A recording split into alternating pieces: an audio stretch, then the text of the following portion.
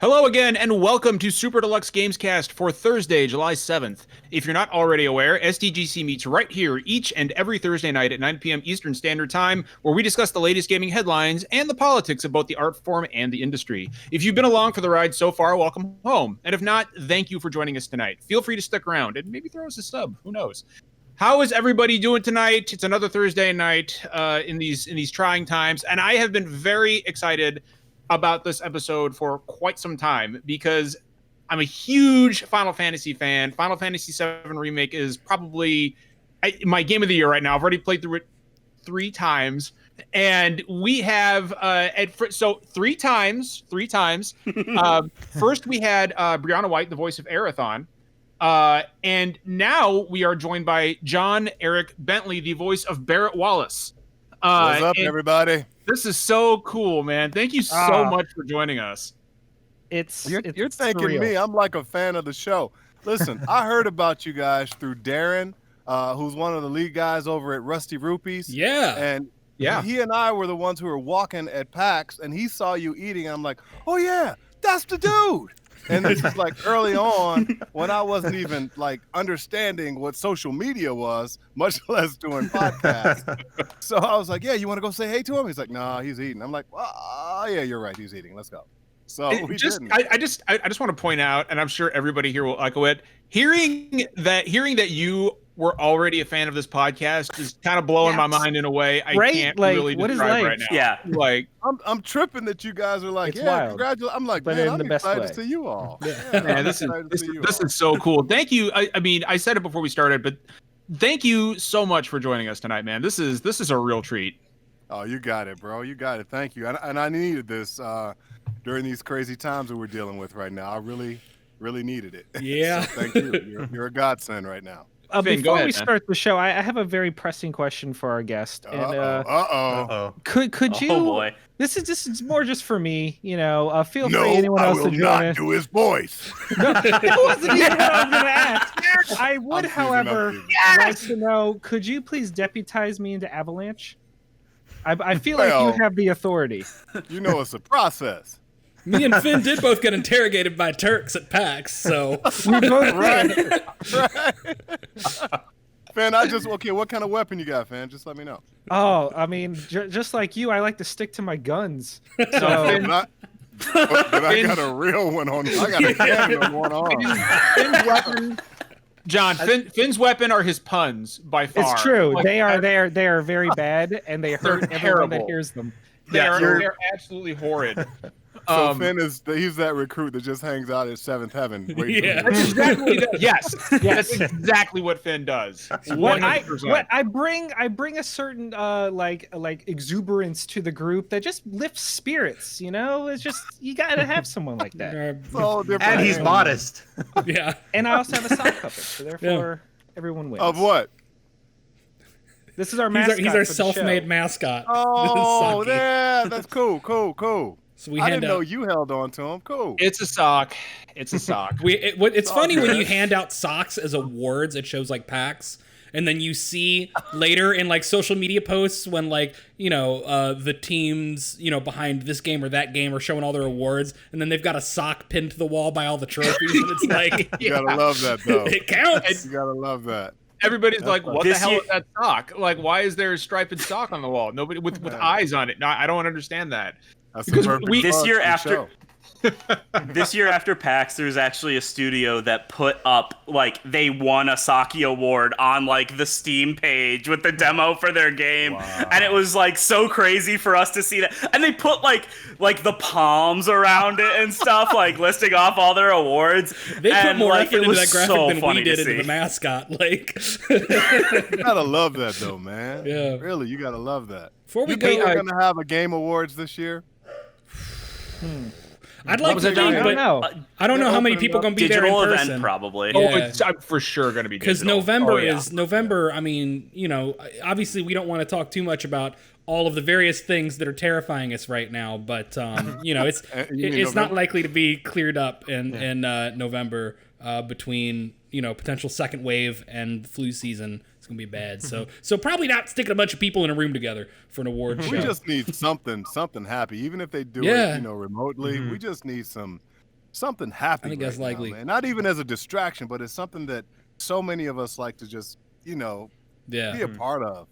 Yeah. We just need it. Speaking of happy, Hang on, before we go into where I think you're going, John, our John, I do just want to shout out. Now we've obviously mentioned that you are the voice of Barrett in Final Fantasy VII Remake, which is going to be where most of these people know you from, who listen to our show and watch our show. But I also want to call out, you had another fairly big role relatively recently, which was you were the king in Cannon Busters. And Netflix's Cannon Busters, which is a real cool role. You see what happened to me, man? Yeah, this is, man, disrespectful is what it is. My damn son tore me up. But man, I didn't actually realize that you would also were the voice of the king in Cannon Busters. And I loved that show, man. I mean, that's one of my favorite pieces of animation Netflix has put out in their whole time of doing like original animation. So just what a cool role to grab. And then to move on to that, from that to Barrett is. Yeah, well there's one in between. There's the Premiere. Oh yeah, Premiere. That's right. Premiere. Yeah. Also, fun fact: he was Goku. Man, there's a lot of stuff. There's listen. There's jobs that I've done that I didn't even realize were just I didn't know they were that popular, and I didn't know that I just had fun doing them, and I just didn't know they were like that. Tiger and Bunny. I mean, then we did the remake of Sailor Moon stuff. I didn't know that. Hey, are you guys getting the fan on my computer? Or are we cool? No, you're good. Oh no, not at all. I don't hear anything.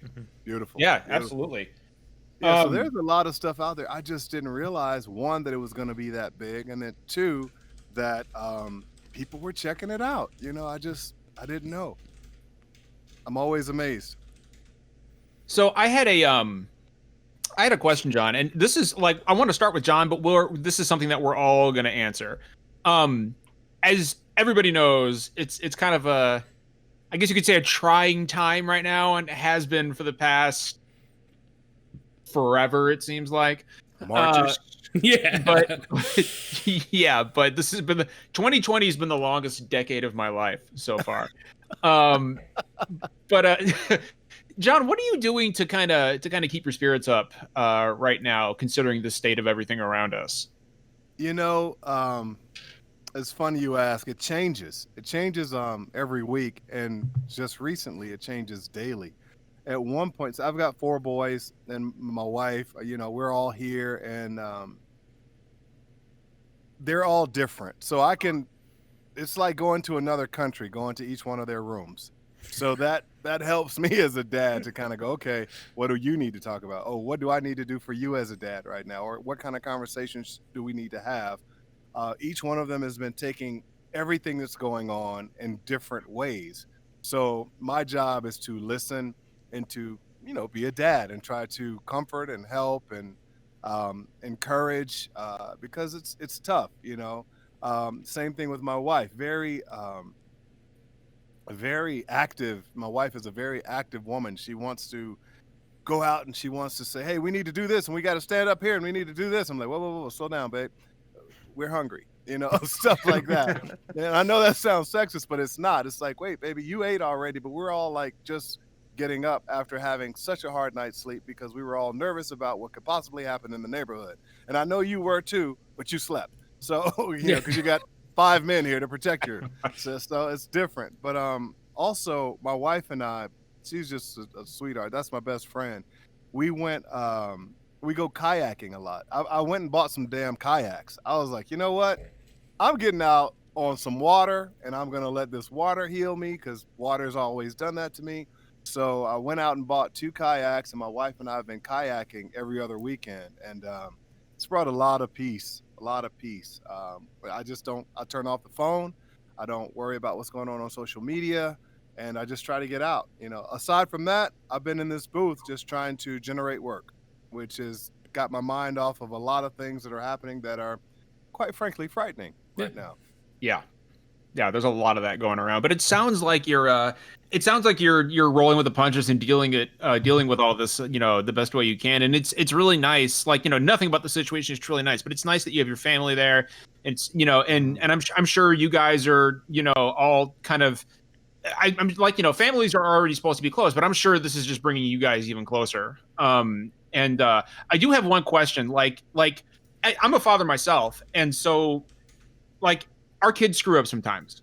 Like every now and then you got to discipline your kids. Do you ever bust out the Barrett voice when you have start laughing. Somebody screws up or?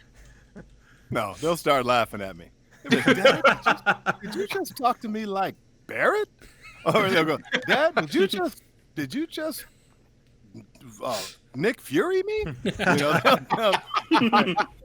Sorry, can I? Laughing, no. Are they fans of some of your work, John? Yes, they are. Okay. They are. They like everything I do, especially when they get to play the games. But my oldest ones, they've had a lifetime of watching me on television or in a commercial or on stage. So, it's they're kind of shocked when we go places together and then someone goes, "Hey, I know you." And I kind of always downplay it because I'm a little nervous about the attention, I guess. I don't want to feel braggadocious. It's just me. And they're like, yeah, that's him. So I'm like, can we just? And sometimes it causes a crowd and people want autographs or people want to take pictures. And I'm like, all we wanted to do was get some damn cherry ice cream. Yeah. And now we have to do that. But it's all good. That's awesome, man. Like, I guess I'll go next. Like, as far as like just keeping my spirits up, this podcast for one has been kind of helping me keep my sanity through all this. We started this about 5 years ago, and wow, I'm the only original member left. And the guys you see here now, and the ones you don't see, the ones who aren't on right now, are my family. They're my closest friends in the whole world, and all these guys keep me sane, keep me focused. So that's definitely something that has been helping me through all this. My incredible wife, who's upstairs right now, who allows me to do all this. That she's been great. My son has been great, and just playing games and keeping my head down and waiting for all of this to pass. Like, it's a really scary time right now. And it's one of those times where, like you said, John, like, we go to sleep at night not knowing what tomorrow will bring. And like who knows what's going to happen tomorrow. And it has really taught me the value of appreciating each day. And life. Yeah, we have to appreciate each day, because I don't think any of us have ever lived in the kind of uncertain times that we are right now. This is a first for a lot of people. Storm right now, John. What's that? It's the perfect storm, bro. It's the perfect it really storm is right now. I mean, think about it. We got hit with COVID. Oh, first of all, Kobe died. And I've always said this to my peers. I think when Kobe died, so many men, regardless of what nationality, regardless of what creed, so many men who were sports fans or just people who knew who Kobe Bryant was, and many of us thought we knew him because we saw him so much and he was such a big figure. So many men cried, and so many men had not cried and who knows how long. It was like one of the biggest cleansing moments probably that happened in so many men. We had the opportunity to cry and grieve because we're always going. We're always trying to take care of the kids. We're always trying to get a job. And for 1 minute, we just got to see, oh my gosh, one of our heroes died tragically.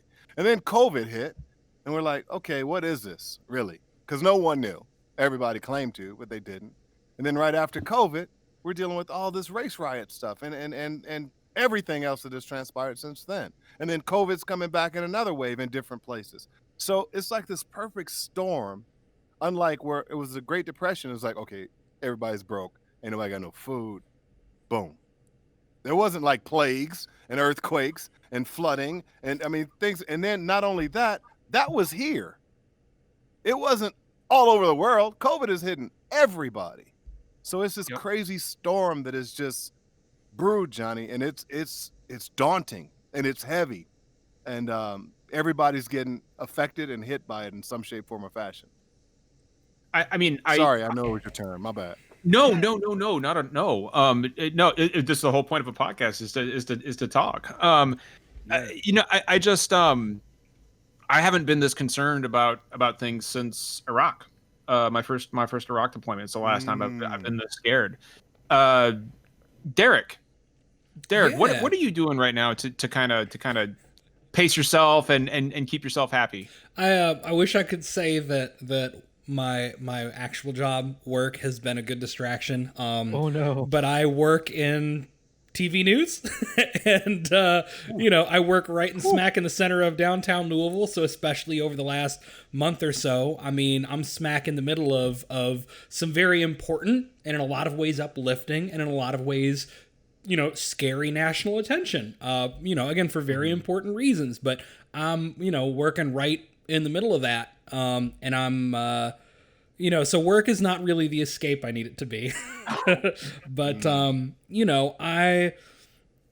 you got to find where you can those moments, whether it's, to engage in kind of pop culture comfort food, your favorite like movies and TV shows and games and the like, things that make you feel good and can make you feel good for that moment.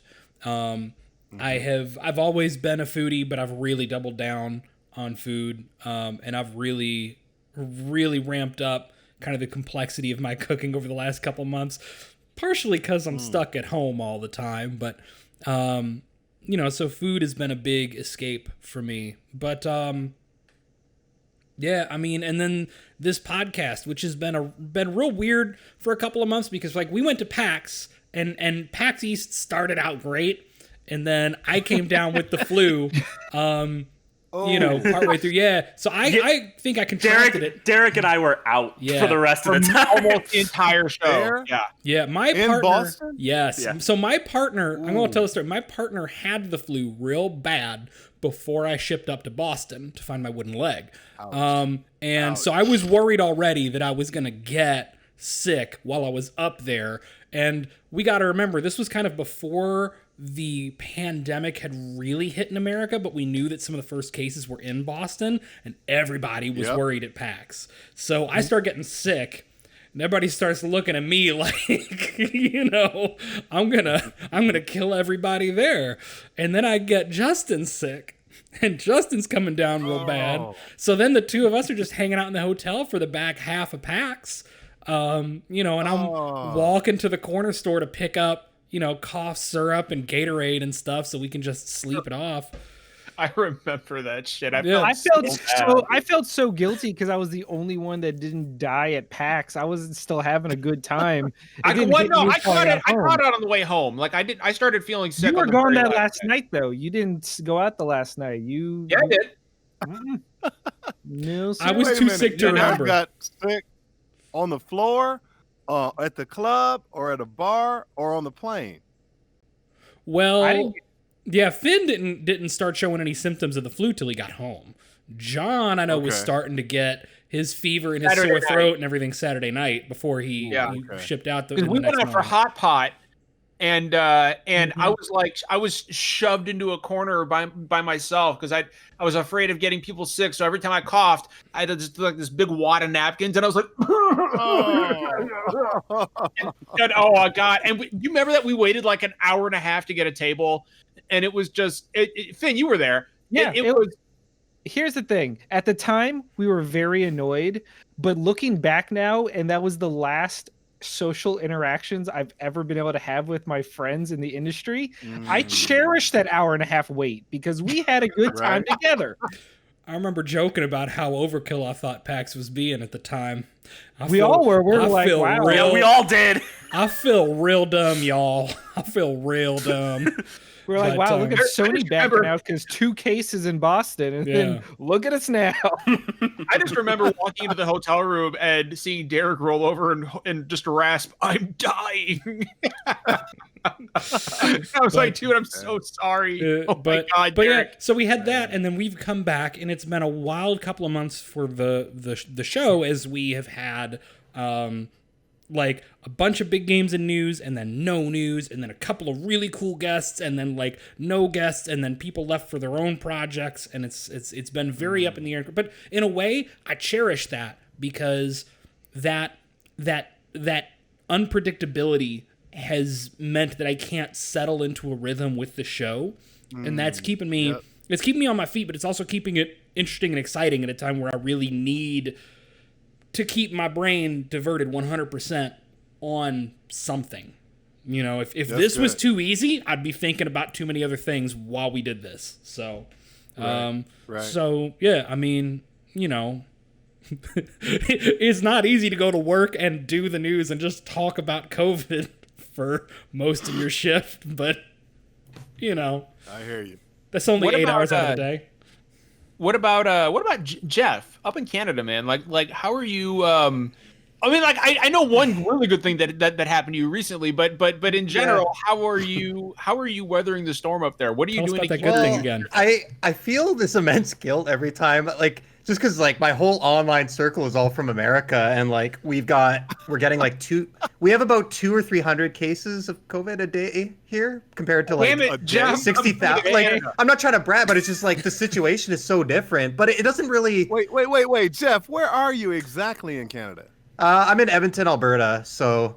Nice. Yeah, just kind of on the prairies out west. But you know, but it doesn't really change anything. Like I'm probably still as nervous and scared as everyone else because, like, to me, the numbers don't really matter. It's still here. It's still something I have to deal with. It's still something I have to worry about. But you know, like everyone else, I've just been trying to focus on little projects, little things to take my attention. And yeah, like John was gonna say, I actually got married a week ago, which was a fun little project. Oh, you ain't worried about nothing. Yeah. You are locked in. She has got you. Yeah.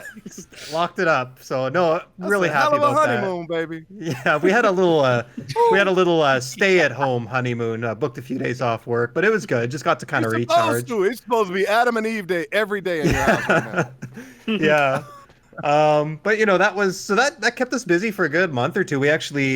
We got engaged in December, and then we planned. It was always going to be a small wedding. Neither of us have big families. It was going to be like 30 people, but we were going to go out to like a restaurant, have a nice reception, and then things happened, so we canceled everything. And then we're like, the longer things went on, we're like, this isn't going to blow over by the summer. This is going to be like a year or two. And we're both like, I don't want to wait that long to get married. So we're like, fuck it, we'll just do it however we can. So, you know, it was stressful. We had to make sure it was safe for everyone. So, you know, we had a small reception, but, you know, we have to make sure everyone's this far apart, and we're trying to coordinate with all these people and trying to make sure there's hand sanitizer available on top of just the normal wedding stuff. Like, is it going to rain? Because we had to do it outside because there was no indoor gatherings allowed, and all this stuff. But, you know, in the end, everything worked out, and I actually can't find my ring today, but we'll just keep that on the show. Doing great. I'll make sure to cut that in the podcast version. Oh, she doesn't listen. Don't worry. But no, so that's okay. You need to like put a highlight up. Yeah, with the graphics up. Jeff lost his ring. I'll find it. It's around here somewhere. It's probably under my controllers. But no, so that was a good. Congratulations, man. Thank you. Yeah, it's been unreal. It's a weird thing. Like I'm 32, so I'm like pretty young, but all these things happen to me that make me feel like a grown up, and then I still feel like all I want to do is like watch Star Wars and play video games. I'm like, I have a house. I'm married now. Like these things can't be real. I'm not ready for this stuff, but it's happened, and it's been a true blessing. And, you know, so that kept us busy for a good couple months, and now we're kind of done with that. It's like, what now? But that's where I fall back into, you know, I love escapism in situations like this. I don't want to ignore the reality, but my brain needs a break. So I always set aside, you know, a few hours a night when I'm done work, done all my chores and everything like that. I'm like, I just need to turn my brain off, and that's when I watch a show or play a game. And you know, that's why I'm just so grateful for folks like you that contribute to these projects and these works of art, and you know, bring us just this, like, it allows me to just go into a different world for a little bit and just forget about all these problems. And you know, so I've been playing video games. I obviously played Final Fantasy VII Remake. That lasted me a good couple months. It was extremely enjoyable. Catching up on shows and Netflix and movies and just all the things I haven't had time to recently. And yeah, it's just, you know, it just lets you, some of them have really good messages. They got really good stories, and it just lets you, you know, escape from all this stuff. And yeah, so I'm just really grateful that all this stuff exists. It blows my mind the amount of work and effort that people put into these things. And I'm like, how does any of this stuff actually get made? Like, sometimes I just sit back and I'm like, there's so many little pieces that come together, and they just stir such an emotional response in me and bring me so much happiness. And So that's really all. I don't have kids or anything yet, but those are the things that are bringing me happiness in my life. Take your time. Enjoy each other before you have kids. That's what I hear. One day we'll be ready. Yeah. Speaking of somebody who's about to have kids. Finn. What's up? Finn.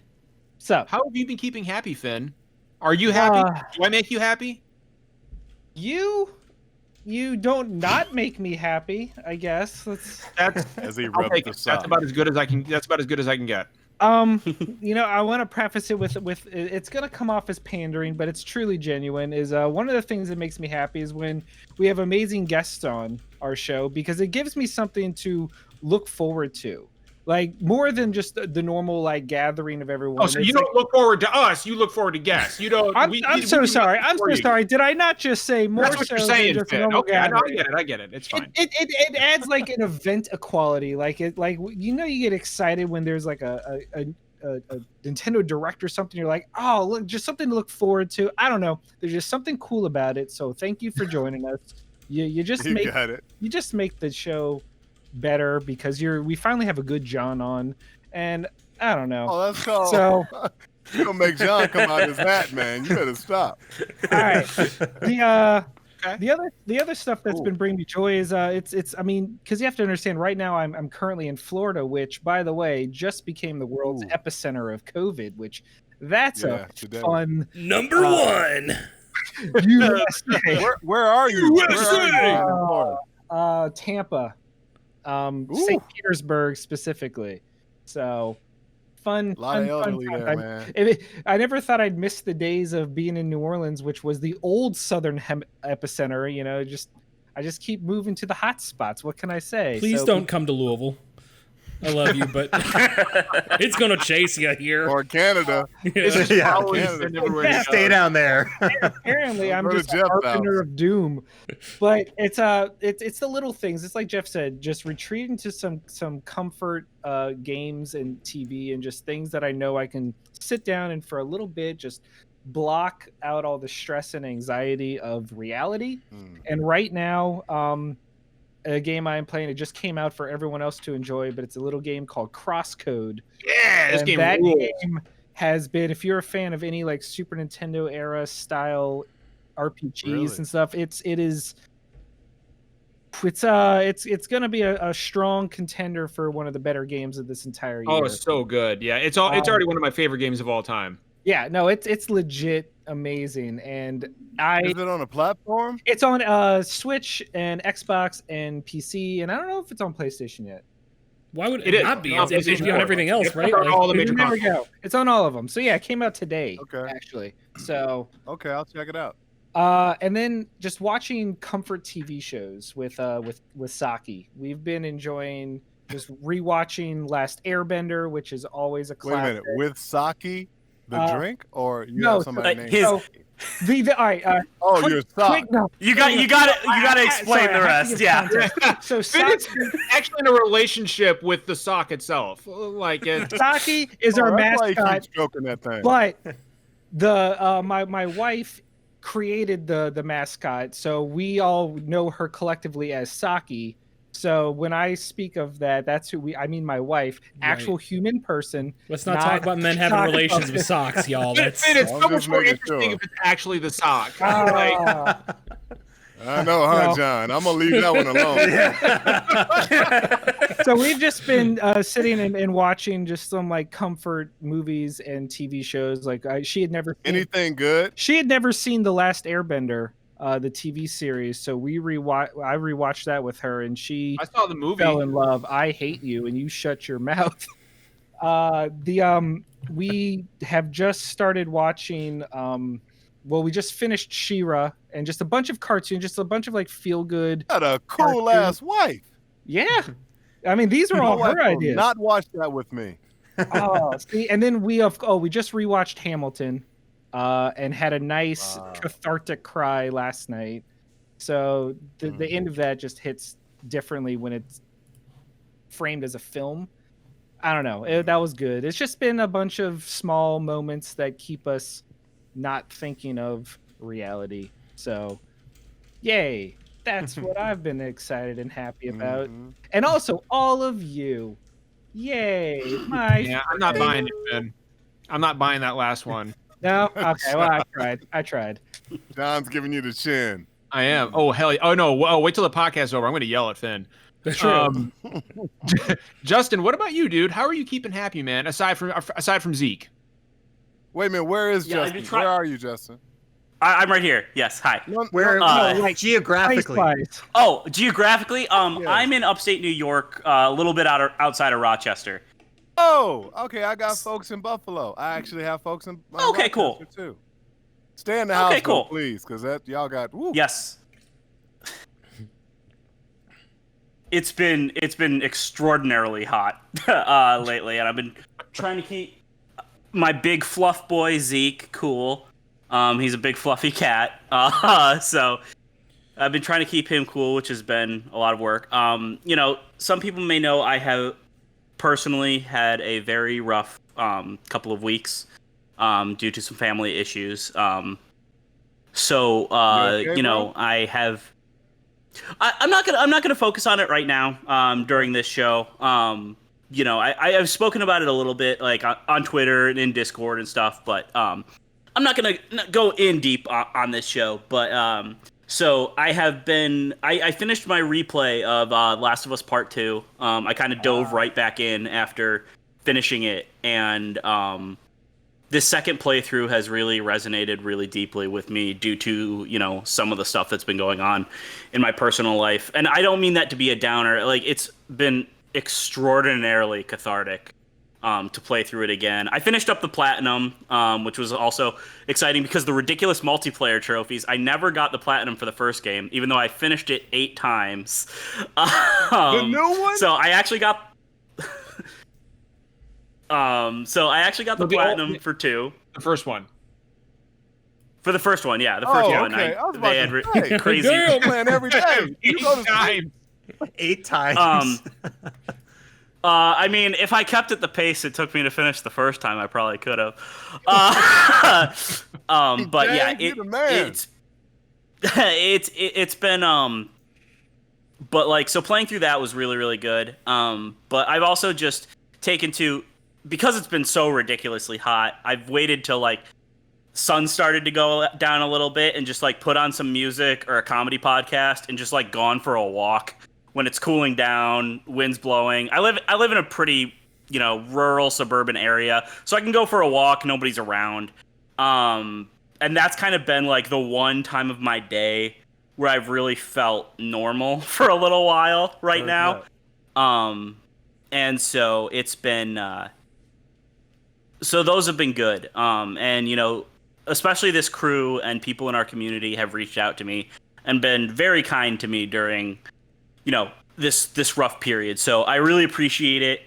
To everybody that's reached out to me. I love being able to be here and talk with you guys, and yeah, it means a lot. Well, can I say something real quick, Jay?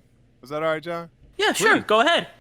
So listen, first of all, I'm glad that you're finding that joy, because sometimes we got to fight for it, you know what I mean? And I love that you're taking walks, you're getting out. That's a beautiful thing, getting some air in your lungs. But just know that even with all this stuff that's going on, if we were to look back at March when it started, or when we knew, or when we all got back from PAX.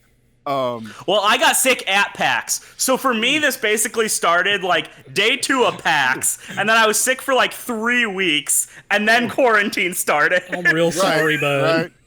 Right? But if we were to all look back and go, damn, are we going to make it? Hey, we're still here. We're still here. And I'm going to be honest with you, man.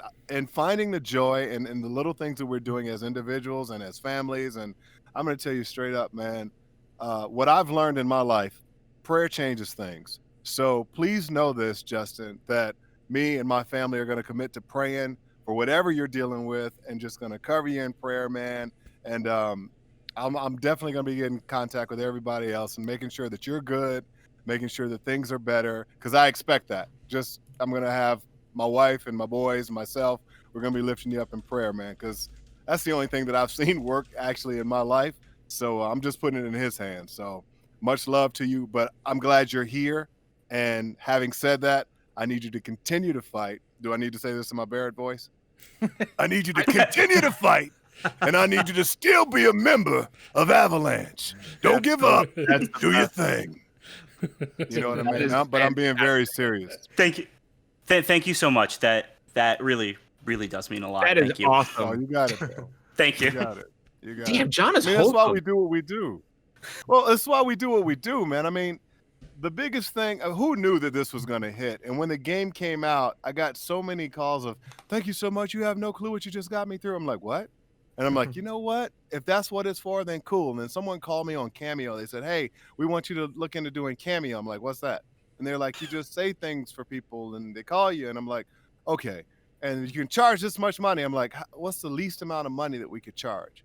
And they told me that. I'm like, okay, well, we'll charge that. Let's start off like that because nobody has any damn money right now. Let's try to do something to bring some kind of joy, some kind of happiness to people, right where they are. So we did that. And then like 522 people every day were like, hey, can you send us a Cameo? And they were saying, hey, John, we know that you got a lot going on. Do you want to boost up the price? I'm like, well, we'll have to because this is a lot. And then I also knew that I couldn't water down the product first and foremost for Square Enix, and then second the whole concept of who Barrett is and what he does in the game. So I was like, all right, damn it, I gotta ask for more money just to try to slow things down, and then we're gonna put it over here and we're gonna help people out over here. So, but yeah, man, if we can't bring joy, if I can't bring a smile to somebody's face, if I can't let somebody know that they care. I haven't done what I'm supposed to do as a damn human being, much less somebody who is in video games. I was an only child. I don't know about you guys. So that's all I had at times because I was also a latchkey kid in Chicago on the South Side growing up. Oh, yeah. So I had to find joy. You know what I mean? I had to find things. And shame on me if I can't try to spread that around in some shape, form, or fashion. And what we're dealing with right now, but much less even before that. And folks are hurting, and we just need to be harbingers of joy if we can, and just love covers a multitude of sins. So that's how I am, man. That's just how I live. Honestly, this might be one of the most wholesome episodes we've ever done. I was gonna say this sets the bar high. Yeah, this is good stuff. This is good stuff. No, John, really, that's touching, man, and that's the kind of care and love that everybody in the world needs right now. Not just this country, but these times are spreading out all over the globe, and that kind of positivity, that kind of caring is what a lot of things in this world have been sorely missing for some time now. So that was awesome, man. Like, I could not have said that better. It's all good. It's what I try to live by, man. I try my best every day. So we do have some questions for you. All right. In regards to your career and your role as Barrett. And do you guys mind if I ask a question first? Is that okay with everybody? I saw that Pop-Tart question, John. I saw that Pop-Tart question. That was hilarious. That was so funny. Well, I actually, replied to my man. I was like, "Oh, that was." Do you want to answer? So was that Blaine who asked that question? Blaine, yeah. Okay, Blaine so that's actually Blaine's question. John, do you want to answer that? Are Pop-Tarts is that a dessert? Yeah. She was trying to get us to talk about popcorn too, so it was like, Well, I feel like the context is important. Yeah. It is. So, Blaine, you need to know, first and foremost, what time of the day are you eating them? What have you eaten prior to, if you have at all? And what flavor? Because it's different. It's different. Well, so what flavor is a breakfast Pop-Tart? Well, the cinnamon the cinnamon one is, I think, breakfast seed. You know what I mean? Or the strawberry. Well, that strawberry actually is kind of more like a dessert. But it depends on how many of those things you eat too. Cinnamon raisin anything is breakfast. I don't care what anybody says. Yes. Yep. The cinnamon ones are with the frosting. That's a breakfast.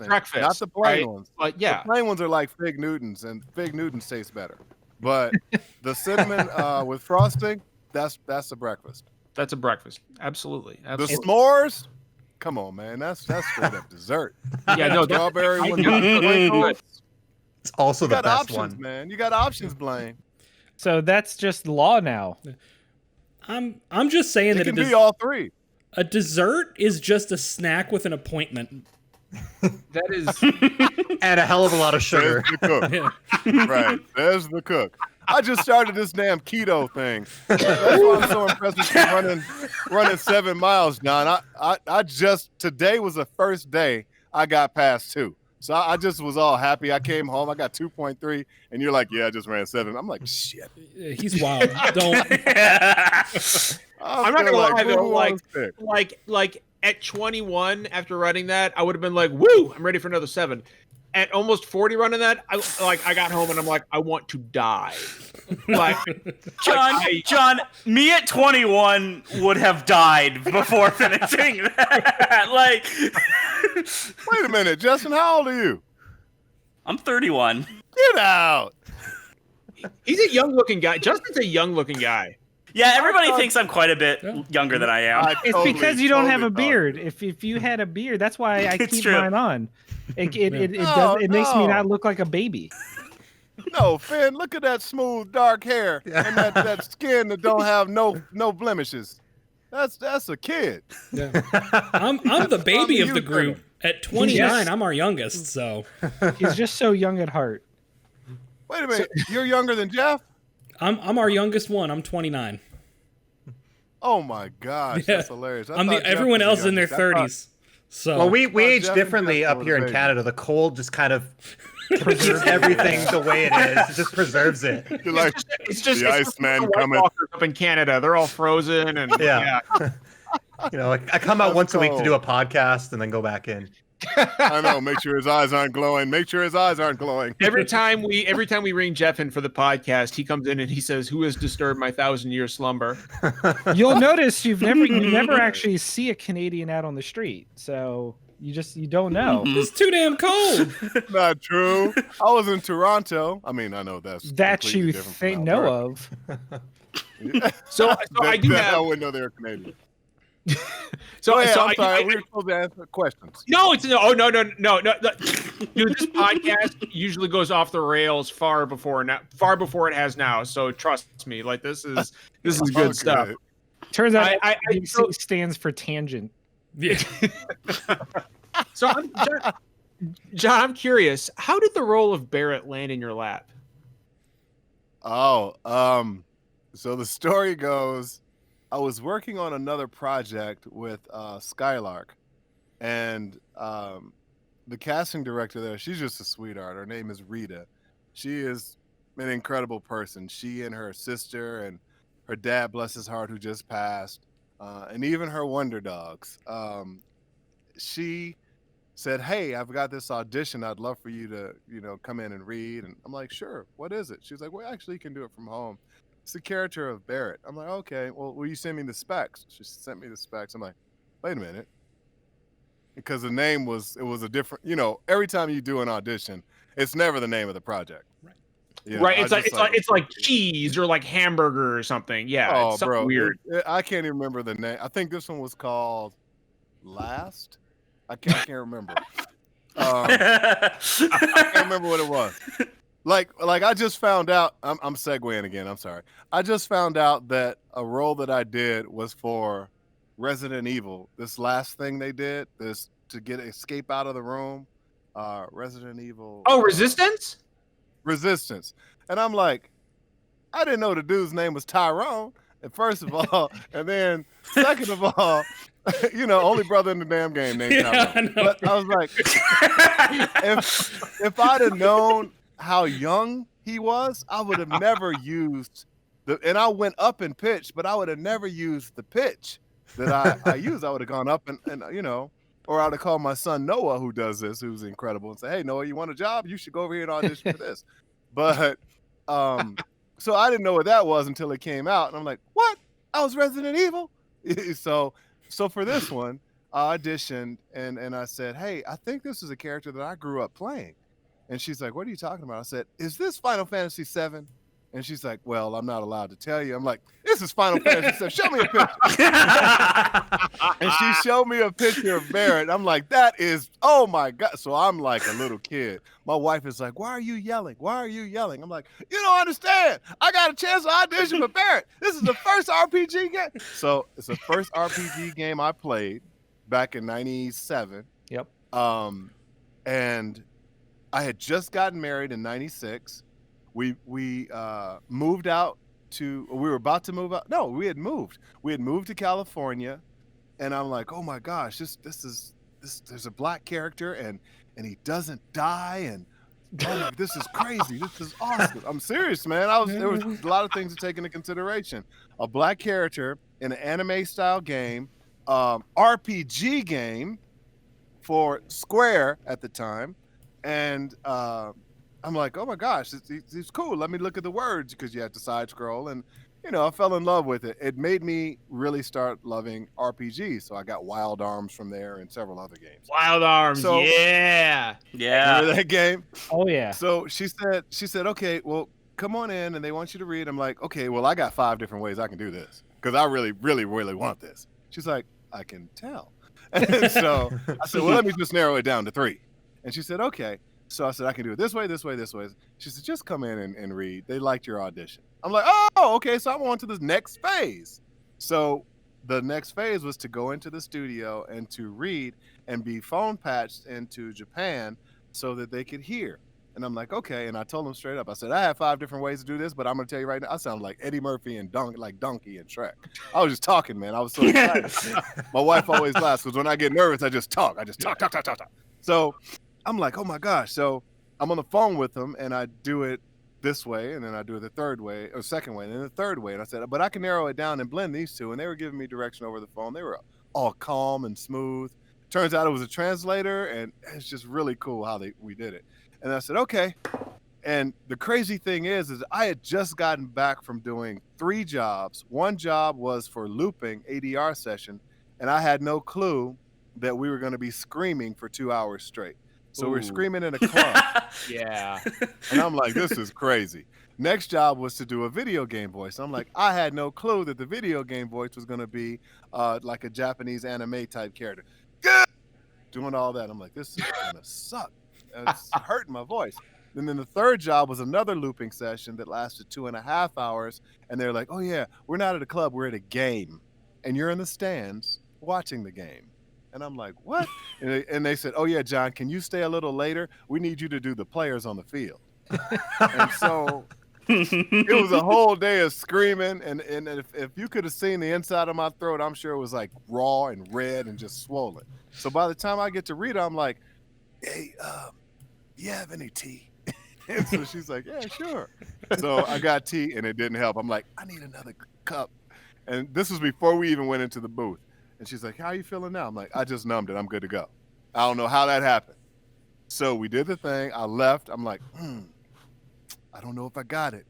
I don't know. And so for weeks and weeks and weeks and weeks and weeks, I'm like waiting. Hey, Rita, did they cast yet? Hey, Rita, do we know who got it? Hey, Rita, do I have to cheer someone else on? And she's like, we don't know yet. They take a little longer for Square Enix. I'm like, okay. So one day I'm like, forget it. I didn't get it, right? I have a basketball game. I go and play my game. I see a text from Rita. I'm like, I don't even want to pick it up. It's good. I pick it up, and she's like, hey, I need you to give me a call. Just flat. And I'm like, oh, shoot, we didn't get it. So I'm like, hey, Rita, just returning your call. We didn't get it, huh? She's like, well, I just wanted you to know that you did a great job, but are you sitting down right now? Because I know how much you really wanted this job. And I'm like, oh, you're killing me. And she's like, but you got it. And I went, pardon? You got it. Awesome. I'm like, got what? And I was like, what? So I'm going up, yeah, great. Oh my God. Oh my God. I walk in the door. Shut your nervous. Be quiet. I'm like, what? You be quiet? We just got the job. What job? Final Fantasy. So it was just really fun. And then like my boys in the house who knew Final Fantasy and knew that their dad played it and had a chance to audition for it, they're jumping around the living room. So everybody is happy. And then everybody stopped and went, so what does that mean? And I said, I don't know, but I'm going to do the job. And they're like, does that mean that you're going to be gone a lot? Or does that mean we get to go to the basketball game? Or do you get to teach me to drive? And I'm like, ooh. So reality was like, slap, go take out the garbage. You're still the dad of the house. And so, I had my little moment of being happy and then, being dad. And then we got it. And they understood my schedule. It was brutal, but it was awesome. Because every time I went in, I looked forward to it. And, rest is history. That's awesome. That's fantastic. Oh God, what a great story. And like imagine if you could go back to 97 and tell young John, hey, one day you're gonna voice a fully like you're gonna voice this character that you love so much. Like it's gonna be your voice immortalized in this character. I mean, I can't even begin to imagine how that must feel. Yeah, it's weird. It's like sometimes I remember I did my first con in Toronto. No, not Toronto. Vancouver. Fell in love with Vancouver, and it was for KupoCon, and I did not realize that there was just a con for Final Fantasy everything. I was not aware of this until literally right now, and now I need to go to one. John, you would lose your mind. Oh, absolutely, yes. And behind me. Oh, I like think Final Fantasy. And if your family likes it, it's even family friendly. I've never. Oh, my wife can't. It was my first con. She can't. She can't. You gotta come. You gotta go. I'll take stock. Oh yeah, see, you have to. I've never experienced anything like this in my life. I've been to cons, but conventions that were, you sit down, you're gonna eat some chicken, and it was weird. It was like a banquet. But this was, I've never felt like a family member or it was just incredible. And anytime I would be invited to go, I would do it. It's just incredible. And I also fell in love with Vancouver and the people there. What year was KupoCon? That was 2019. Oh, okay. So so your first con was actually very recent. My first con. I mean, I've gone to. I think I went to E3 one year, but that's different. I spoke at a panel, but that was pretty much it. It wasn't like, oh, you're in this big old video game over here, and they're playing the demo over there, and you get to go say hi. What? You know what I mean? Like PAX.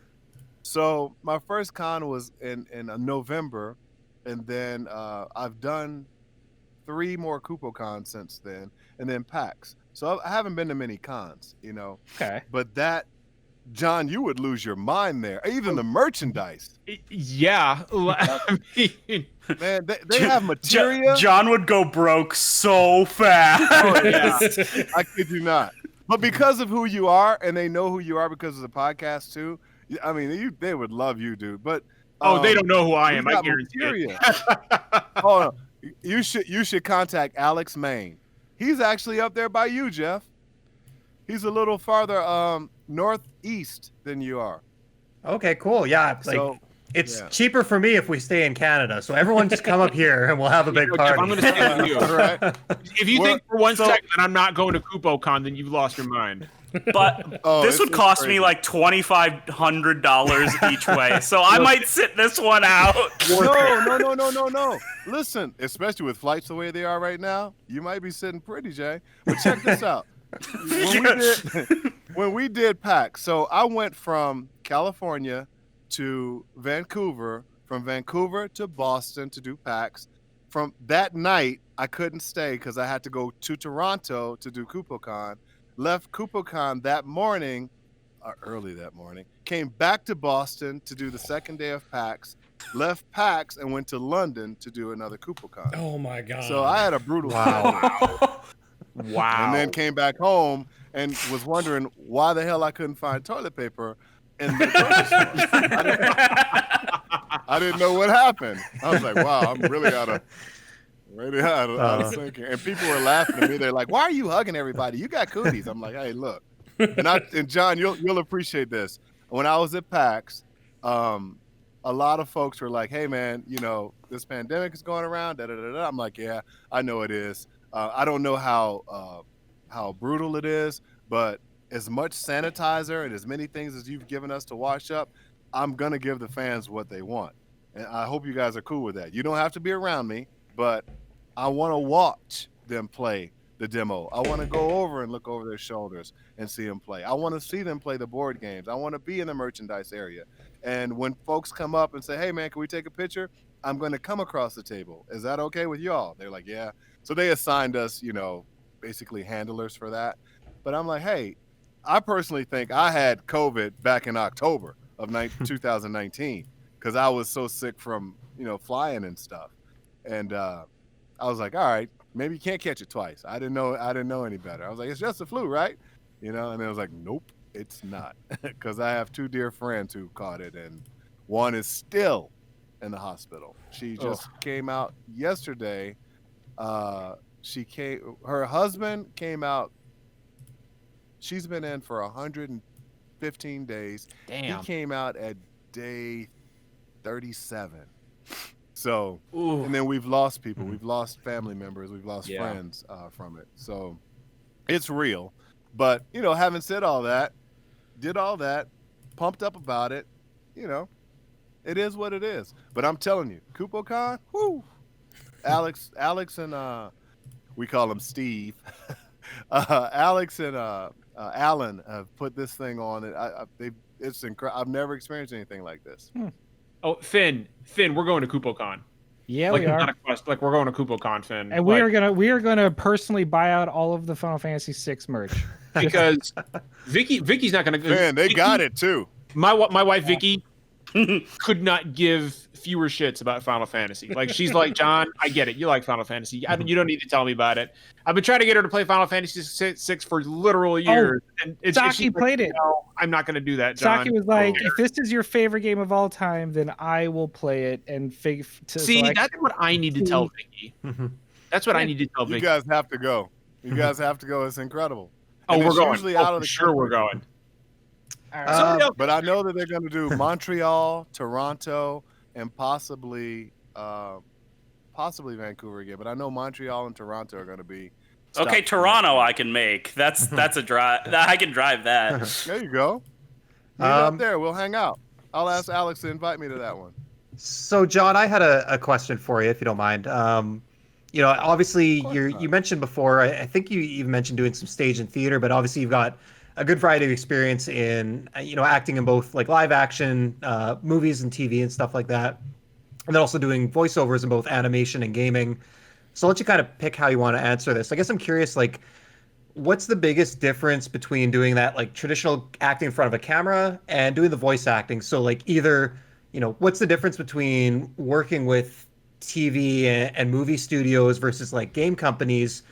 Or if you want to just talk about, like, what's the difference between acting, like, where you're being filmed versus where you're just recording? You mentioned you even do some of it from home. I'm just curious, like, it must be radically different in terms of the environment and the type of pressures and stuff you're dealing with. Well, it's different when you're on camera because usually it's an ensemble. And if it's not an ensemble, meaning a bunch of people, then it's you and one other person. So, of course, you have to have your lines memorized. You have to know where the cameras are, if there are multiple cameras or if this is single cam. You have to understand the genre of what you're doing, whether it's a drama, a comedy, a dramedy, whatever it may be. And it's give and take. You have to listen so much more because you have a scene partner. Someone's in the scene with you. And then you got, the camera, and then you have makeup and hair, and, you gotta look a certain way, and you gotta sound a certain way. So that's different on camera, but you also get to do multiple takes if you screw up.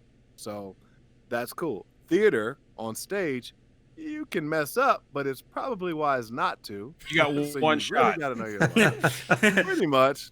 Because if you mess up too many times, the audience is going to be like, who the hell is this? Why did I pay my money for? You know what I mean? But it's more interactive. You have to listen even more, though. And in theater, it's a little different because you're using your whole tool, your whole instrument, which is voice, body, and face.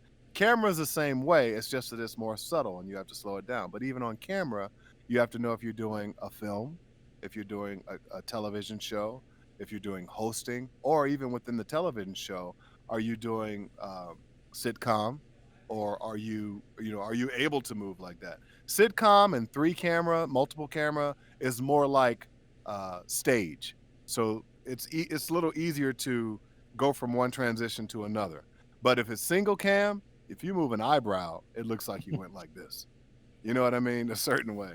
So voiceover, you go into a booth, and depending on what you're doing, or what genre of that, whether it's Japanese anime, whether it's anime, whether it's voiceover, whether it's ADR, whatever it may be, different skill sets are needed.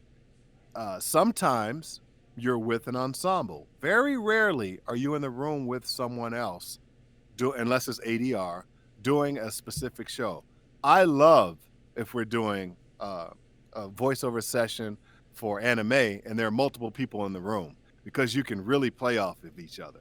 You can see the person across from you. You can say the lines and you're looking at them, and you can. It's like stage, but that's how I was trained. When you're by yourself, it's different. So do you have lines that you have to read? Is the director there giving you the lines? Or, this is what's crazy, Jeff, are you hearing what the Japanese actor did, and you have that amount of time to take the translation to say it within that same amount of time? I've always wondered that. However you interpret it. Yeah. So it's different. Acting is a lesson in listening. And most people who are good at it, they listen well. Most people who can be divas, they just do their own thing. But for me, it's always about longevity. And in longevity, if I'm not the lead role, how do I make the lead role look good? I learned that from John Amos. He once told me during a show, he said, man, listen, I know you can act. I know you're good. I know you can do your thing. But right now, I need you to be able to make him look better than he actually is. And I went, okay, cool. I'm on it. Dude, And John he said, Amos if you do that, he's a man. He said, if you do that, you'll be in this business for a long time. So I'm like, all right. So I just saw him. They did a remount of Good Times. And I said, hey, John, do you remember when you told me that? He said, yes, I do. He said, and you're still here. I said, and thank you. That's gotta feel good. Yeah, so it's different, Jeff. I hope I answered the question. No, that was fantastic. Yeah. I obviously love all different forms of storytelling. So I'm always just curious what it's like on the other side. Really interesting to get that perspective. Yeah. Got to know what you're walking into. Just as an aside, John Amos was the only thing I liked about Die Hard 2. He was the best. Wait until you see. Did you see Coming to America? Oh yeah. Oh yes. I mean, yeah. I've seen Coming to America. Do you remember when he ran up the stairs? He found out the king. James Earl Jones was a king, or Eddie Murphy was, and he ran up the stairs and he fell. That was real. Really? That wasn't a prep call. That was real. But John and Jim Brown were great friends. They both were athletes together coming up. Yeah, he was a football player, right? Mm-hmm. Yep. That's. But yeah, wait until you see the new one. Tidbit. Oh yeah, I got all kinds of them. Some of them I can't talk about. Yeah, not yet. Justin, I think you got a real good question actually that I've been waiting to hear you get to. If you want to throw that out there. So. Yeah. It's a fun one. Oh no, it's not that juicy, but Barrett as a character is a very politically and socially charged character. And, the past few years, we've seen so many things in the world changing on those fronts. How did that inform your performance as Barrett in Final Fantasy VII? Because I remember when I was playing it, for me, like, Final Fantasy VII was the first game I ever finished from beginning to end by myself. So playing the remake was really cool, seeing how relevant a lot of the story still was. But I'm curious as to how you kind of look through the lens of, where we are at as a society while, like, deciding how to go forward with this character. Well, prior to going through what we're going through currently, COVID, as well as, I hate to say it, race wars, which I think is horrible for our country. I just wish we could find that same unity that we had when the towers fell and we came together as a nation together. but playing Barrett was very, very. I took it very serious. One, I wanted to represent who I was as a man of character, a man of God, and then two, I wanted to represent my family well, um, and then I wanted to represent what I stood for with my people. I did not want Barrett to be a caricature. I didn't want them to look at him as a big angry black brute. I wanted them to see the different dynamics, the different layers of Barrett. He's a man. He's a man who just so happened to grow up working in a coal mine or a mine. You have to know his background to understand the story arc. When the game first started showing, when Square Enix first started showing clips and highlights of the game, you saw this big emotional guy giving speeches and shooting but when you play the game, hopefully people will see this is how he started and this is why he started that way. And now this is where he went and this is where he's going and then this is where he ended up until we see him again. So I was very, very cautious about how I portrayed him. I didn't want to portray him as how a lot of people portray African Americans, especially African American men, not just here in our country, but across the world. I'll never forget going to Mexico and seeing all of these comic books on the newsstand because I was the only child. I'm a comic book dude, right? And they were all these horrible depictions of black folks and how we were perceived in the States during slavery. And they had all these comic books, Little Black Sambo and Aunt Jemima, all these crazy things that were not who we are. And I saw that in Mexico and then I saw that overseas. And I just was like, this is horrible. This is what we've portrayed, how we're portrayed here in the States. And people have adapted that because that's what they think.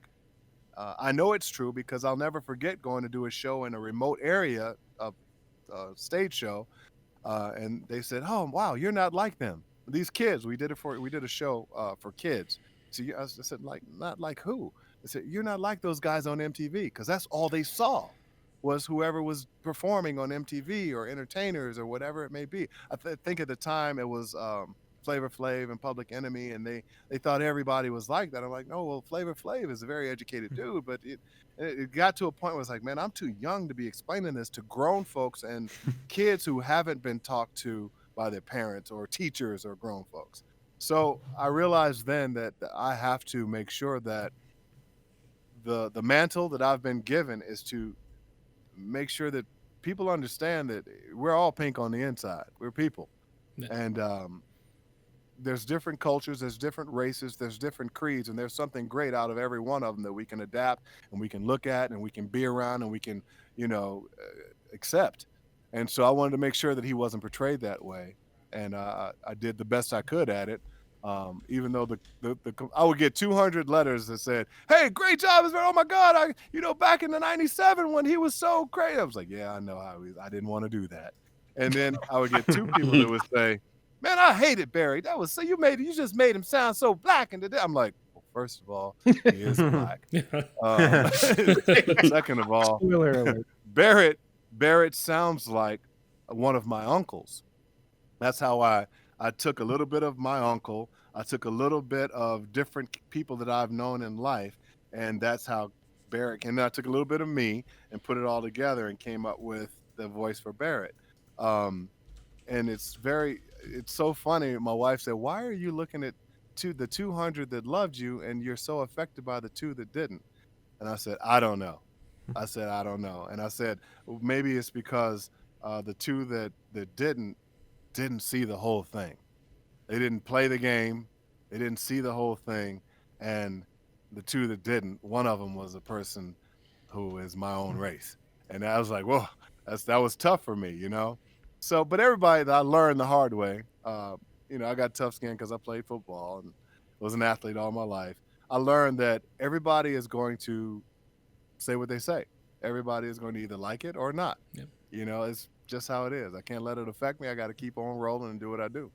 Yeah. I mean, I think a lot of people were worried too coming up before they really got to hear like more of your performance, because Barrett's just such an incredible character, but it's also always been kind of hard to break away from, you know, kind of the Mr. T caricature that was always a little bit present to some degree. And, you know, Bo Billingsley, before you did the best he could with the direction he did, the man. He's incredible. I love Bo Billingsley. But I remember even me, I was a little concerned. You know, I'm not the kind of person to go out and like yell about things, or I'm like, look, I'm gonna give everything a chance and I'm gonna see how it turns out. And I remember starting FF7 Remake up and hearing you as Barrett, and the more and more the game goes on, the more and more you see the man behind Barrett, and you kind of see like it's as much of a character that he himself is playing because it's what he's got to be the freedom fighter, you know, and then you get that downtime with his daughter, and you get to see, you know, just so much breadth to this character. So by the end of it, he's still every bit is just like full energy out there, but you realize that that's him hyping himself up, you know, and that's the man he is, because the man he has to be. And I loved how, in a certain way, that super high energy was turned into a component of the character, you know, rather than the character. So by the end of it, I mean, I went from being a little worried to downright loving the way the character was done, from the writing to your performance. So I think you changed some hearts and minds on I hope on so. that. Well, those layers like absolutely came through, because my wife sat down for just a couple hours while I was playing the game, and her first reaction was like, "This guy's got a gun for an arm? Like, what is this?" And she was like crying an hour later, just at one of the scenes with Marlene, just because the father aspect of the character, and there's just so much like his appearance betrays the actual character, and there's just so much more beneath the surface. So yeah, absolutely. Well, and like what really got me, sorry, Finn, I just want to say this real quick and then I'll kick it over to you. What some of my favorite scenes with Barrett was, being a father myself, not just the scenes with Marlene where you know, we found that decidedly softer tone, like, you know, okay, Barrett's got to be a parent now, but also when Barrett started understanding the way Jesse and Biggs had done about the consequences of his actions, and you know, about you know, the fallout from what Avalanche was doing, not just against Shinra, but against people who had nothing to do with Shinra, and watching him grow as a character over the 40 hours it took to get through the game was what really refreshing. Like, you know, because everybody has their conceptions of Barrett from 1997 as this big, loud, angry character, but you brought a level of nuance to Barrett that I don't think anybody was expecting, and I thought was refreshing. I loved it. I loved every bit of it. Finn, go ahead. Just my question is, it's gonna dip its toes into the hypothetical. So you have a staggering amount of credits in the anime and video game realm, but Barrett, I think, is pretty clearly one of your largest leading roles. So if you could take this momentum and you could choose your next role, what game would you want to play and which character? So what game would you want remade, and who would you want to be? Ooh, that's a good question. Dang, that's a good question, Finn. I have always been a fan of, well, there's two games that I absolutely love. Nathan Drake in Uncharted, and I absolutely love God of War. There's several other games that I really like, but I would love to be a significant character next to the lead, because I think both leads, when Tony did it back in the day, he was incredible, and the new cat who's doing it now, incredible. I would love to have a significant role in one of those games. I also would love for there to be a black character in a male character in the Uncharted series, but I think it's done now. Then I also would, you never know. I mean, he's got a daughter. Also, you know, Nate's got a daughter. You know, and you know, I mean, true. I would also love to do. There was another one. What was the one where he was not Shadow of Colossus, the Mordor one. Shadow of Mordor, yeah. Shadow of Mordor, yeah. I would love to do a character in that's not an orc, but that's also a ranger. Yeah. I there's so remember many you. There's so many orcs, and like they weren't like. I mean, the only one was the one at the end. You know, it was like he was the man.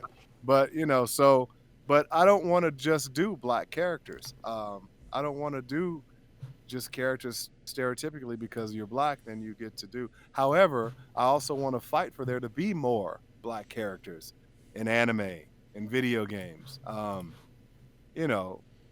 We've seen a lot of black characters in, I guess, the Marvel universe, some in the DC universe, but that's just how it was back then. They didn't create black characters. And I wish that someone would. But there is a company called Noir Caesar, and they have an anime. There's a basketball player named Johnny. And Johnny said, hey, you know what? I grew up watching anime, and I didn't see anybody who looked like me in it. So let's have a whole anime company where there's people of color along with people who aren't of color. And I said, hey, that's awesome because that's the real world, And so I would love to be a part of something where I didn't just have to play a black character. I love playing black characters because I can give them some justice as opposed to how I think a lot of people write for us. But, the next job is hopefully a big job. I hope that and pray that the momentum, as you say, from Final Fantasy VII spins off to more work because I love what I do. I love voiceover. I used to say that if I could do voiceover and get paid well doing it over or compared to camera, film, and television, then I would do voiceover in a heartbeat. I mean, how many jobs do you get to go? You wake up in the morning and throw on a shirt. Don't have to brush your teeth if you don't want to. You go and talk on a mic. It's it's a beautiful thing. But I love what I do. I love performing and I love creating and I love developing characters and I love what I do. And I've been fortunate enough to have this be the job as opposed to have to take on other jobs to take care of my family. So hope that answered the question. That's It a did. fantastic answer. The best part about that is there is no right or wrong answer. It's just whatever popped up into the top of your head. And just because I didn't get to talk about it, I just also wanted to thank you for your role as Barrett. It was just a really great take on the character and resonated with a lot of people, myself included. And it's Thank you. it's hard because, like John and others mentioned, he's such a storied character in one of the largest, most beloved games of all time. It's not an easy thing to step into, and you not only did, but you just crushed it. So I appreciate it. Bo is a very dear friend. He's the man. I mean, everyone was complaining about, Bo not doing it and the old cast not doing it. And I'm like, man, Bo's my friend. I don't care who says what they're going to say. They're not going to pit me against Bo. He's the dude. I personally think in Advent Children, he didn't have enough lines. The character wasn't in there long enough. And I wish they would have let him have more time in it. I know it's a changing of the guard, if they want to call it whatever it is, but it's a fun role to do. It's just that you have to be cautious in how you want to approach it. I made sure that my directors and our translators knew that I didn't want to round off any syllables. I wanted to make sure that certain syllables were clipped because I didn't want people saying, oh, stereotypically, that's how people talk that are black. I didn't want that. I wanted to make sure that enunciation was important. I wanted to make sure that his ethnicity was portrayed well.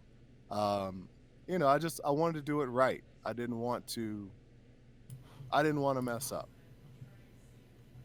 All right, I thank you guys for letting me know. Yeah, I got our last question, and this one is good for all of us. Now, specifically, to not tell the rest of the crew this question, because I want everybody to get hit with this one. All right.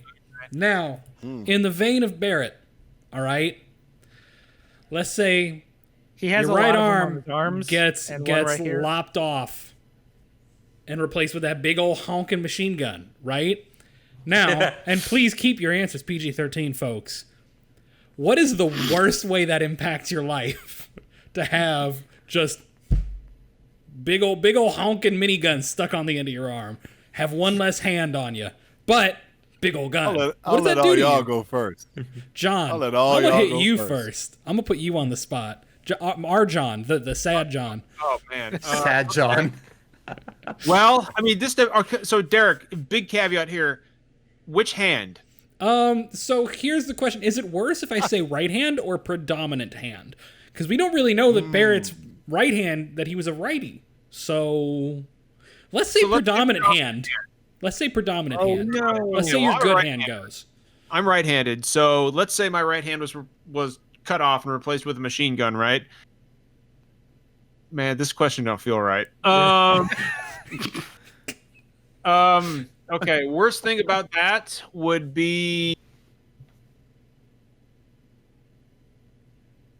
I'll go. I'll go if John's struggling. Jeff, get creative. John, I'm Trex. I know a lot about your life that gets immediately screwed up. We talked about things that bring us joy, and I mentioned I like to play video games. Let me tell you, playing video games with a machine gun would be fucking challenging. I'm not clear on what mechanism controls the machine gun. Like, would I accidentally set it off while I'm trying to play Final Fantasy or Uncharted get mad and shoot through the TV. shoot through my controller? Yeah. So that would be a big one. I think would be not being able to, or just trying to use my mouse on my computer and do my 9-to-5 job. All those things would be quite challenging. But yeah, I'd like to play some video games, and a gun on my hand would make that quite hard. Probably trying to work out, right? Like trying to exercise. You're always afraid, like you're balancing the weights on the minigun on your arm. You're always worried that there's going to be an extra discharge, or like you're running and like, oh my god, I get it. Like does my gun have a safety, Derek? Like there's no safety on this gun, I would assume. I don't know. It's a good question. If you can't work out with that arm, is your other side just gonna be jacked, and you're gonna have a gun, but 2-inch bicep on that side? How do you That's the thing. Like Barrett is so jacked on both of his arms, but that doesn't make any sense because he can't lift with his right arm. He has to lift that 500-pound gun. How is that not? He didn't always have one arm. You guys know how he lost his arm, right? He got shot off. It got shot off by Scarlet. Yeah, when he was trying to save his friend. John. You know that. So our John, I'm surprised he didn't say cooking. So I love to cook, right? Like everybody knows that I love to cook. But honestly, look, you just take a spatula and you stick it in one of the barrel holes, and you just, actually you can do that. You just inspect organic. put burger patties between each barrel and spin them around to flip them. You can make this work. About cooking, dude, honestly, look, that minigun has 6 barrels, right? You just stick a utensil in every barrel, and when you want to switch, you just switch barrels. That's all. You can make that work. I bet you can whisk eggs like a son of a bitch with that thing. If you needed to blend something, you can make that work. Absolutely. Honestly. If you're a professional chef, I would recommend you get your arm cut off and replaced with a minigun. So the thing that went through my mind as soon as you asked that question, Derek, was the fact that I worked at a school at my previous job, and I feel like the lifeguard at the school pool having a giant minigun for an arm would be a real statement to send to the kids. Yeah, a statement. Those kids are fucking safe. On the other hand, you better do your homework. Popular guy on 4th of July. Just stick some fireworks in each one of those barrels and just start point your arm in there and just go. It would, having a gun arm would be difficult in some aspects of your life, but in other aspects it'd be you could actually do things. Like I'm saying, I go back to cooking. You could be an amazing chef. Mm-hmm. So far, I haven't heard too much bad about this. Give us something bad. What could you not do? Finn, we need your answer. I guess because I'm a lefty and we're doing predominant, I think something that immediately comes to mind that would be impacted in just a constantly aggravating way is trying to drive. because Grab one-handed. no. Where's that You other hit them hand gonna turn go signals, with the bro. giant gun? See, if I was right-handed, I could rest it on the on the like center console, but it's left-handed, so it's wedged. Out the window. Okay, am I always That's going to have my window threatening. down? That's What happens vaguely when threatening. Yeah, and then what if it Yeah, rains? yeah. No one's gonna cut you off. Not a single person's cutting off the guy with a minigun for an arm. What if it And rains? he's black It rains, and will be it's just pulled over constantly- every trip. And I can't just like drop it down because then it's just me and the door. That would just be the worst. I would have to move to Europe where they drive on the other side, and then I'd be like, okay, now I'm cool. Well, then what if you're driving stick? And But but the problem is I wouldn't be able to go to Europe because I can't fly because I have a gun for my arm. So just how have am to I buy an supposed to do extra seat. security? And it's not a concealed carry permit because you can't fucking conceal it. So therefore, you're stuck where you Put are. a bag over Put a it. mitten, put a mitten on the end, like a cooking They're mitten. just there. For I'm every pretty sure- I will give you positive. I I'm will pretty give sure you could just positive. check the gun. You could get a job as a birthday party entertainer. Just pour like a bunch of like bubble solution into the barrels and just, whoop, whoop, whoop, whoop, whoop, whoop, just blow bubbles. John, Like, you should know how guns work, and that is not I how know. guns No. You can just rig an apparatus to fire bubbles out of all the barrels. Like you can make this work. Like You know what? I don't This see is a- any negatives here. This is a random aside and a tangent, but I need Cool John to answer this question. How does Barrett get all the ammo for that gun? What happens? Because it never runs out. Explain. I Break don't it know. I down just for us. Where does I that happen? think every time he charges and he hits it down, it must be reloaded from somewhere. I don't know. That's a Square Enix That's question. got to send a But getting vibration back up to the arm too. Just slam them on the Right, ground. getting- Yeah. That's But actually, he's so that's actually strong, why his you know. arm is so jacked. He keeps working it by charging Wait, it up. I need someone to clip that moment right there where John's like, "You just got a jacket." No, don't. Well, your other question. Chat, get on it. Get on it, chat. That better be in Discord in like 10 minutes. No. Your other question, though, I think one of the hardest things to do, and I'm sure he's taught himself. I don't know if you guys have seen the video of the lady who doesn't have arms, who does everything with her feet. She changed her baby's diapers and everything. I think changing Marlene's diaper when she was a little one with one arm would be pretty hard to do. Oh yeah. Yeah, That as would you be tough. adapt, because like there are people who've had to go their whole lives like that, but when you've just had your arm blown off and you're having to adapt to that life, like that's definitely a that's challenge. Yeah, that's tough. That's a So, good But you know what? Hey, You know, you know the what? I driving will thing's cover you, good. John. You gave me a negative. I'll give you a positive. Everybody knows he's got the wrecking ball, right? Attach a bowling ball to that sucker, and you can go bowling anytime you want. Like it's too like every time. There's a positive for when life gives you lemons, you make lemonade. That's what you got to do. Man, you hear the soldier talking about blowing bubbles and bowling balls here? Like you could do so. God, You you are could crazy. All right, does But I anybody love the positivity. I'm trying my best to keep it positive. I'm against I got you. It's Got to a fight good back against the question. It's a funny 2020 question. vibes. Right? we're bumping. That was a great question. We're Yes, Bronson with the clip.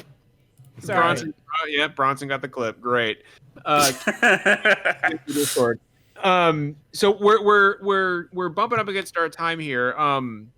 But John, I got to tell you, this was great. Like you have been an absolutely delightful guest, and Thank you, man. thank you so much for coming on, man. Like seriously, like we need more positivity in the world right now, and that's what you brought, and thank you for that, man. Oh, thank all of you. You've been excellent hosts, and thank you so much for letting me come on. I appreciate it. It's been fun.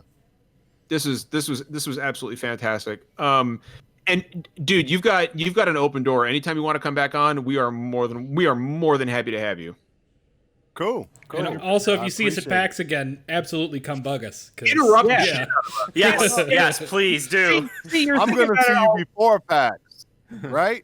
Hopefully, yeah. if I don't know the dates yet, go to KupoCon's website, and hopefully I'll see you if they have one before PAX. I'll see at least 2 of you. Yeah. And Maybe 3 if it's. I might be able to see Justin too if it's in Toronto, right? Or and is that what you Jeff, said? no matter where. I'll find a way to be there. All That's right. it. That's if there's some cons in the near future. So let's Right. hope.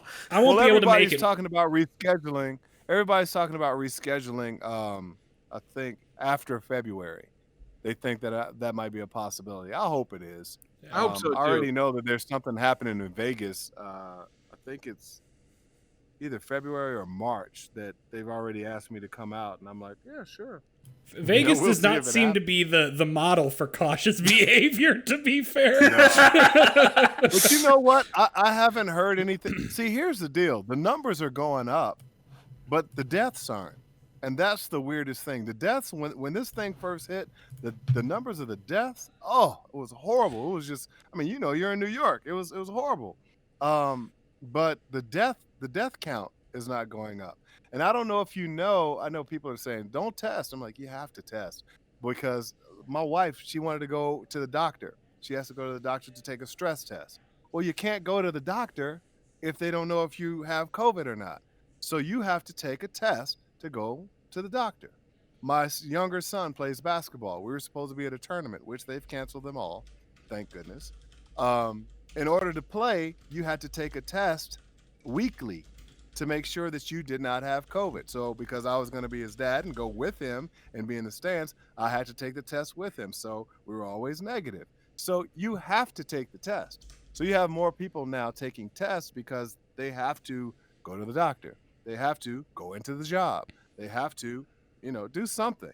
So that's why you're seeing so many numbers of people who didn't think they had it because they don't have symptoms, but the number of deaths don't seem to be the same. Thank God right now. It's almost like nothing's following any rules. There's none of it makes any damn sense. And I'm just It's gonna be a long time before we figure this thing out. I'm just trying to make it out the other side, folks. That's all I got, Right. Yeah. Right. Now watch in November, by the end of November, there's going to be a cure for COVID, not a vaccine, a cure. There's going to be world peace. There's going to be, and this is the things I hope, but after the election, all this fear is going to die down so much. Hopefully. I sure hope. I mean, I want to live in that so. world. Finn? the sock speaks. I The yearn sock for wants that to speak. world. There's someone that wanted to say hi to John. Oh, great. I don't think that. I think she's too John- far away from the mic. John- I don't hear We him. can't. We Yeah, I can't don't hear him hear. We talking. can't hear. She's too. What She's is too that? soft. I don't think. Hey, you better get on camera so I can see your face, lovely lady. I want you to say hi on camera. That's John. Hey, what's happening? How are I you? didn't hear that. Okay. I heard a squeak. Poor Finn dragging. Hey, Ben, you got a beautiful socko. You got a beautiful saki. It's Stockholm syndrome. It is. So much of it is the Nice to meet COVID. you. She can't go anywhere, so it all worked out. I love that you play the games. Oh, heck yeah. Did she hear that? She did. Did she? Cool. I love that. Folks, it's been a good one tonight. I needed This this. has been great. I needed This this. is been exactly fun. what I needed. Thank you again for having me on. Oh, absolutely, And I'm man. glad we didn't do it. I'm glad we didn't do it earlier. We've been stuck in the midst of, oh my God, what's about to happen next? Take the moment of peace, right? Exactly. Do we have any housekeeping to do, Derek? Not to my knowledge, other than we're going to be doing like a flurry of guests starting in August. But I don't think we have any specific things coming up like next week that need to be talked about, other than another normal show. Oh. So, bust. Although I do want to throw out, coming up in the next couple days, we will have posted our Last of Us Part 2 spoiler cast. Right. I want to throw a big thank you to Jeff because we had some issues behind the scenes, and he worked so hard to edit it together so that we could get something to put out and have it be coherent. And I really appreciate it, and I'm excited for that talk to get out. Nice. Jackie I got Crush. nothing better to do these days, so all I did was just pour a drink and sit in front of my computer for a few hours. But I thank you. have one thing, Derek. Yeah. I now that I feel like it's a better time to launch it. The first episode of Finterviews will be going up soon. Oh, excellent. Ooh. Who's the interviewee, Finn? The developers of Foregone. Oh, nice. Awesome. Nice. I'm looking forward to seeing that. I'm looking forward to hearing that music that Julian cooked up for you too. It's gonna be good stuff. Yay! All right. Well, I'm gonna check out Crosscode tonight too. Oh man, dude, you're gonna love it. Love I it. love that game so much. Oh, it's so so good. I'm gonna good. play it literally the minute we're done with our podcast tonight. Like I'm having my Switch. He's and not I'm kidding. playing Crosscode until 2 a.m. I've got my Switch ready to go right now. I'm just waiting for this. Nice. Yeah. Yes, Finn. All right. Nice. Well, if nobody's got anything else, thank you once again to John Eric Bentley. Thank you. Thank you so much. You were absolutely wonderful. Hey, it's not always poetry, and we don't always agree, but we always keep it real. So until we see you next time, take care of each other, be safe, and we'll see you later.